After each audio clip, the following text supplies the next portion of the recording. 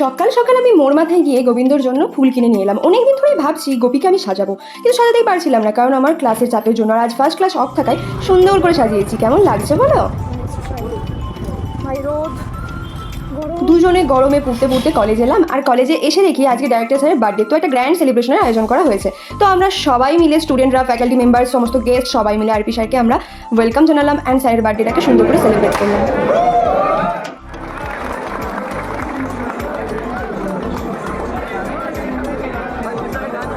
তো গেস্ট হিসাবে অনেকেই এখানে উপস্থিত ছিলেন, আর স্যারকে হ্যাপি বার্থডে টিউ বলতে বলতে আমরা ওয়েলকাম জানালাম, আর স্যার কেক কাটলেন, আর দিনটা যেন খুব ভালোভাবেই কাটলো।